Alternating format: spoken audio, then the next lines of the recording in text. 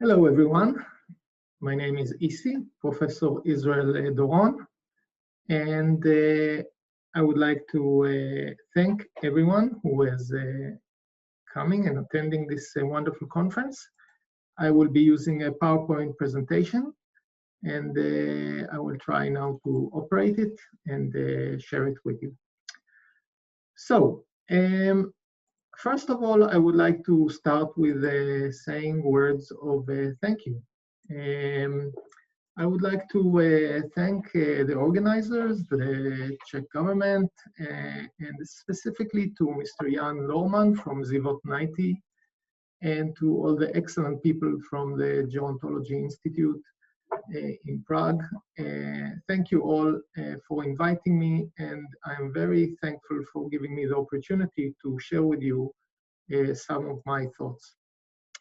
As you have read or may know, I'm a law scholar, a gerontological professor at the University of Haifa, the head of the Center for Research and Study of Aging at the Department of Gerontology in Haifa, Israel. However, more importantly, in the context of this presentation today, I would like to also stress and remind you that I'm also an activist. I'm a chair of an Israeli NGO, an non-governmental organization, which is called the Law in the Service of the Elderly, which uses legal instruments to advance the human rights of older persons in Israel. And I must admit that in the last 5-6 months, we have been very, very busy in various legal actions to defend and to promote the human rights of older persons within Israeli law in the context of various restrictions and government actions which were taken generally, but in specifically targeting older persons. And we had to struggle to maintain, preserve, and protect the rights of older persons during this very, very challenging period. So this presentations will not only be an academic and a general presentation, but will also reflect my insights from a very real-life perspective of the experience in the last few months in Israel in the context of maintaining rights of older persons. So this presentation in the short time that I have will basically try to share with you some insights, because anyone who has been following the last few months with regard to human rights, there has been a growing concern and awareness to the issues of human rights of older persons throughout the COVID-19 crisis. There is a wealth of reports and documents. And just to mention a few, Europe's Age Platform report, the GAROP's statements, which you can see on the slide, an excellent brief by the UN regarding the impact of COVID-19 on older persons, the very recent report of the newly appointed independent expert on the enjoyment of human rights of older persons, Ms. Claudia Mahler. So as you can see, there are really many documents in recent months which address specifically the topic of human rights of older persons during this very, very challenging period of COVID-19. So I will not be able to cover all the issues. So in this presentation, I would like to share 5 key insights. And I hope that through these 5 key insights, a broader argument could be made, which I will share with you in the concluding slide. So let us begin. My first insight through the last 6 or 7 months has been that the starting point seemed to be consensual. So there is no doubt that while the COVID-19 affects people of all ages, older persons are more likely to develop a serious illness and their probability to die is much higher.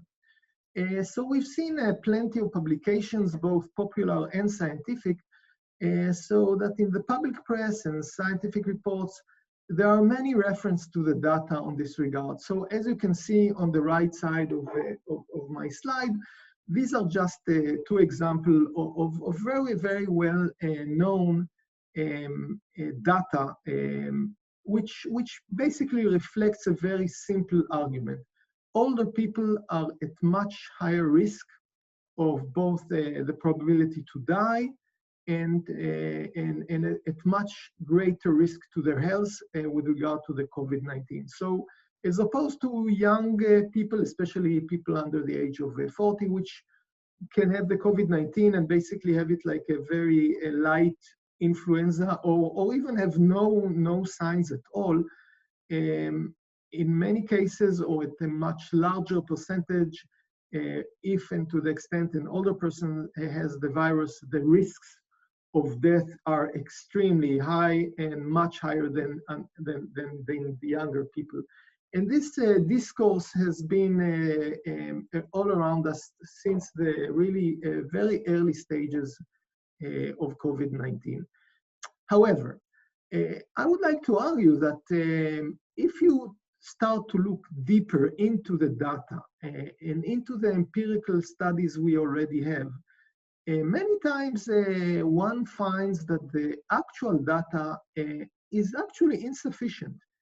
And its usage may be labeled sometimes, and I say it very cautiously, but sometimes, especially in popular media, and sometimes by politicians and policymakers, is what I will refer to as junk science. The reason I'm saying is that because many times, many other relevant variables are missing. They are either not collected, they are either unknown, they are either not taken into account within the statistical analysis. So specifically, for example, breaking down into different age groups, or for example, differentiating between older people who are living in nursing homes or in institutional settings and in the community, or for example, taking account not only comorbidities, but for example, frailty and physical functionality, and many other potentially very, very relevant variables, which surprisingly many times are not documented, many times are not reported, and most importantly, many times are not taken into account into the data analysis, into trying to establish what are more accurately the risk factors associated with COVID-19. So all this is very important because it is very important to remember that older persons are a very heterogeneous group, which cannot be defined only through a single prism, that of chronological age.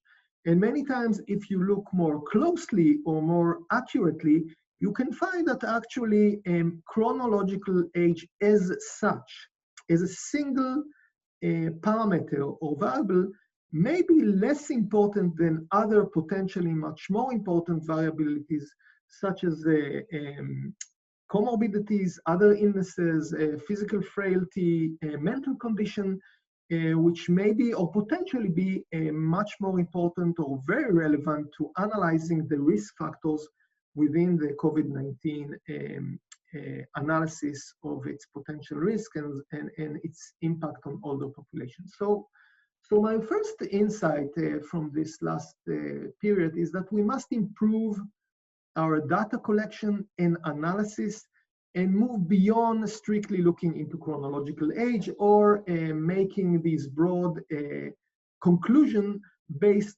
solely on death rates based on chronological age, while not taking into account many other very important variables. Moving on to my second insight regarding ageism. I think this is a very broad understood phenomena that we have seen all over the globe as an outcome of the COVID-19.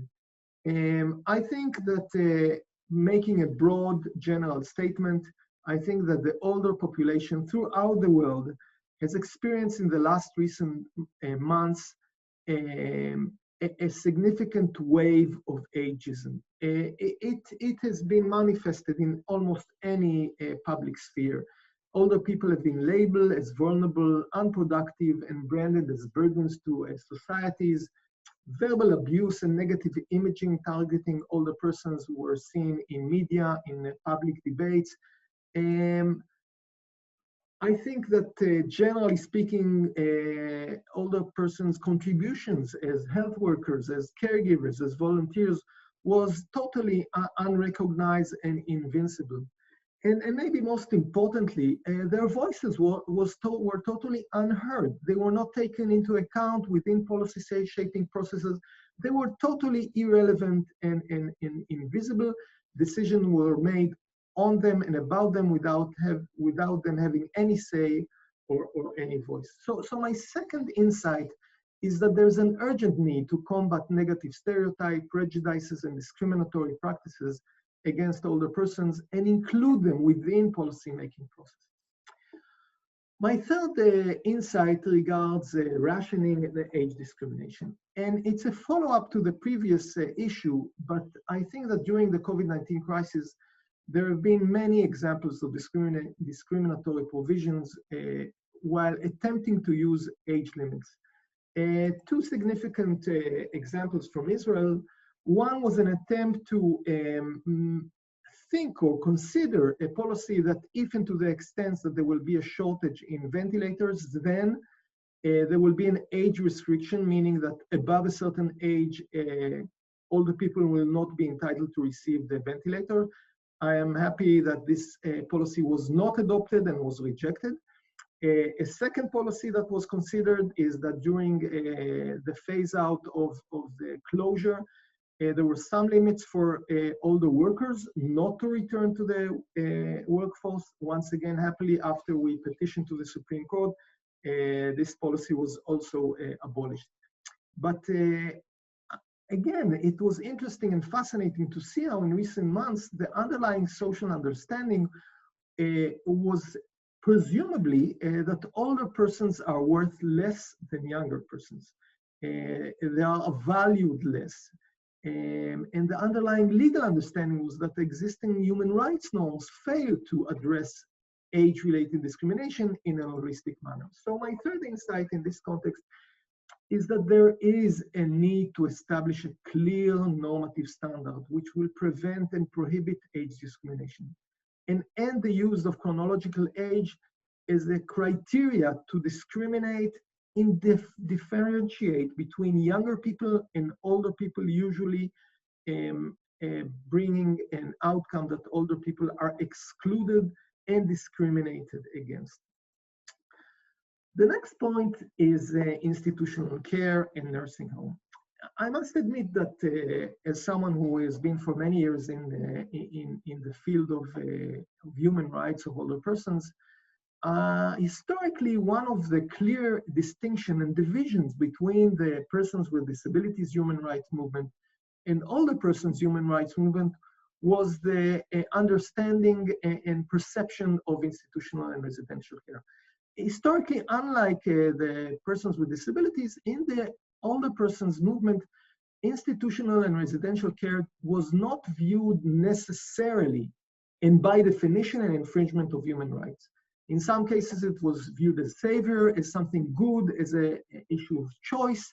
So it wasn't viewed as a necessarily undesirable policy or an infringement of human rights. However, I must admit that in the last few months, I personally changed my view. I think that nursing homes in the last months have been seen as death traps. The death rates was the highest of all parts in society.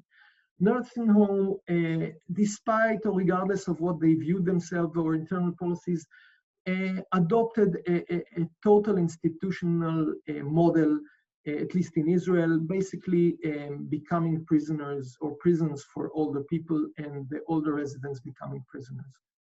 Nursing homes were basically socially isolated, segregated, they became ghettos, and the residents became unseen and out of sight. People could not come in and older people cannot go out. So that the whole context of nursing homes within the COVID-19 in my view, nursing home in general, as a general trend, became an inherently abusive human rights environment. So while aging in place was for many years a key policy goal in the field of aging society, unfortunately, it has not transformed nor matured into a clear human right in our context. So my fourth insight was that, in my view, it is time to abolish nursing homes and institutional care for older persons, and to recognize it as an infringement of older persons' human rights. Or in other words, to go in the path of the persons with disabilities human rights movement, and to move towards an institutional free aged care policy. The fifth and last insight regards directly to the topic of this conference, and it's about elder abuse and neglect. I think that we have a growing evidence showing how older persons became victims of abuse and neglect in the shadows of COVID-19 in recent months. Generally speaking, I would argue that COVID-19 has created a social climate of exclusion, intolerance, and hostility for older persons.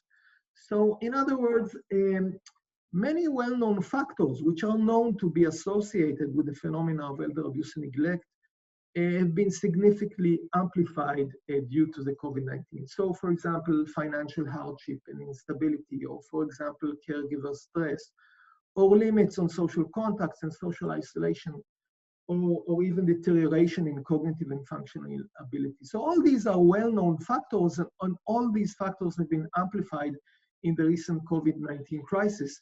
So the fifth insight, which I'm sure will be further discussed in much more detail in this conference, is that the human right to dignity and for life free of abuse and neglect had a unique significance in time of crisis such as COVID-19. And if we care for the human rights of older persons, we must address the issue of elder abuse and neglect in the specific context of crisis and pandemics such as COVID-19.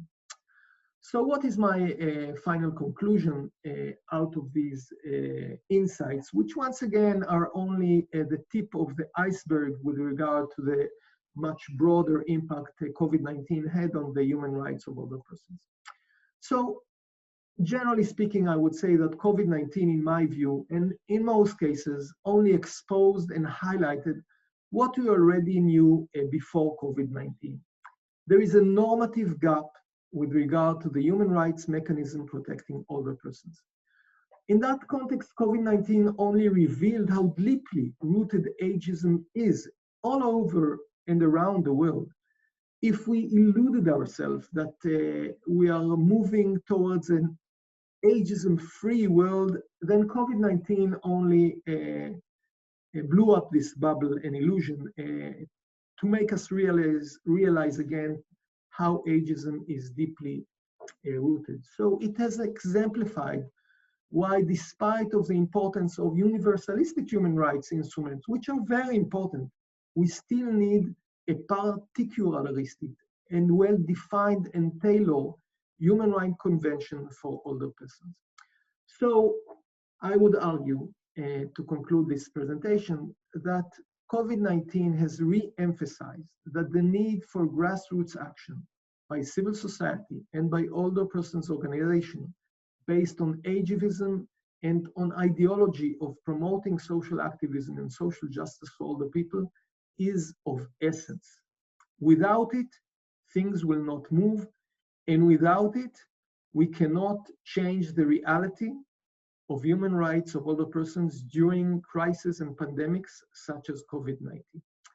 So I would like to thank you, and I would like to conclude with the message made by Age Platform Europe, which says that older persons have the same rights as others, and these must be equally protected during the pandemic and looking into the future. Thank you very much, and I would like to wish you all an excellent conference. And once again, thank you for allowing me and giving me the opportunity to share with you my insights. Thank you very much.